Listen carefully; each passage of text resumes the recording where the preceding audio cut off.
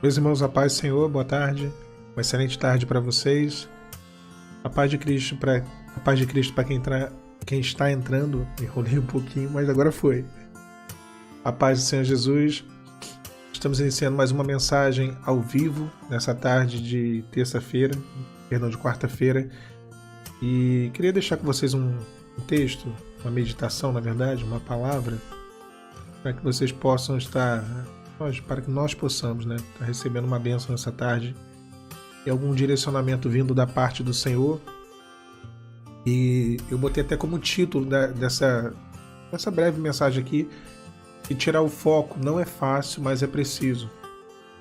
Os problemas são, inúmeros na nossa vida. Eu sempre brinco dizendo que a gente tem problemas, no atacado e no varejo. São problemas pequenos, situações que conseguimos contornar. É mais fácil até mesmo de resolver, E outras situações muito mais complexas, muito mais complicadas, cuja solução não depende de nós. Então temos uma tendência, E aí essa é uma tendência de todos nós, A tendência do homem de ficar ali focando na ferida, focando naquilo que está doendo, focando no problema, na luta. E esse parecer, ele muda todo o cenário durante a provação. Para onde olham os nossos olhos? Se está olhando para o problema, se está olhando para o Senhor. E quando nós vemos na palavra de Deus casos, situações onde podemos ter esse comparativo, Um exemplo deles são aqueles espias. Quando eles chegam na terra de Israel, na terra dos cananeus, em Canaã, e um grupo tem um parecer, apenas dois têm um parecer favorável. Um grupo, que foram os 10 espias, eles olharam, eles focaram nos problemas, eles focaram nas dificuldades. A terra tinha gigantes, a terra tinha, as cidades eram fortificadas, eles tinham armas, tinham exércitos fortes. Então, todo o foco deles foram nas dificuldades. A gente não pode entrar também, naquele filme Alice no País das Maravilhas, e tentar criar um estado contínuo de negação. Não existe luta, não tem problema nenhum, não tem dificuldade, é tudo bênção. Perdão, irmãos, eu tô com um pouco de alergia. Essa rinite alérgica às vezes me ataca. Agora de tarde começou a me atacar novamente. Então, assim, a gente não pode entrar nesse contexto, nesse tipo de pensamento. Eu já vi muitas pessoas assim, criam uma casca, tá passando pelo problema, e faz parte do processo você identificar o problema, ver que ele existe, ver que ele está te afligindo e dar a ele a real dimensão que ele tem, Quando nós exaltamos o problema, ou na verdade focamos demais nele, nós damos uma dimensão, Nós aumentamos o tamanho do gigante. Outros já fazem o contrário, querem colocar o gigante como se não existisse. Ele existe, mas ele tem o tamanho dele, A gente não pode dimensionar de uma forma errada. Então, quando eu vejo esses espias, eles focaram demais no problema. E quantos estão passando por situações de lutas, e estão focando no problema? Estão focando, estão olhando, E por isso temem. Porque não olham para o Senhor. Não creem que o Senhor pode realmente dar uma bênção e transformar, vencer a batalha. Eu reparo Caleb. Caleb, ele foi um doido, Essa é a expressão aqui, usando de uma linguagem bem, aberta, De uma conversa que a gente está tendo aqui, mais do que uma mensagem. Porque Caleb já era um idoso, Caleb já tinha uma certa idade, uma idade avançada.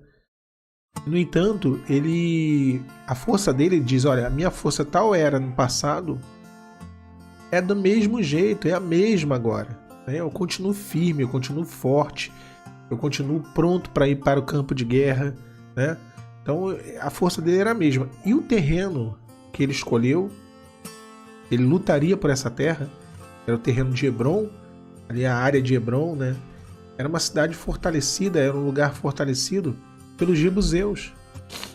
E eles tinham uma fortaleza ali em Jebus, né?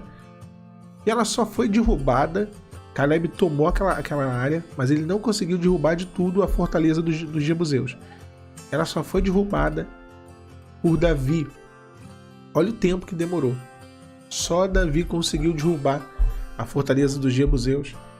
E ele derrubou Jebus e fundou ali, né, a cidade de Jerusalém, né, a capital do seu reino. Então, Caleb escolheu a terra mais difícil, a parte mais difícil. E ele venceu. E ele foi com seu ânimo ali, ele falou, olha, tal era a minha força, é a mesma força que eu tenho, tanto para entrar quanto para sair, para a guerra, né? Dai-me a minha herança. E ele vai e luta pela herança dele. Às vezes o que eu vejo é um parecer muito ruim, é um foco, né, aumentando o gigante, como eu disse, né? Um dos grandes problemas do povo de Israel, eu vou achar o versículo aqui, eles tinham uma imagem errada, né, sobre eles, e eles pensavam que eles estavam ali, né, e que não era o certo que eles estavam fazendo, e eles ficaram meio desbaratados, né, quanto àquilo. Essa ideia, esse pensamento, tá aqui, ó, Números 13:33. Olha a ideia que eles tinham. Chegaram na Terra Prometida. Eles tinham que vencer os gigantes, vencer as batalhas, as dificuldades que ali, né, se levantaram. E diz assim, Números 13, versículo 33. Também vimos ali gigantes, filhos de Anak, descendentes dos gigantes, e éramos aos nossos olhos como gafanhotos.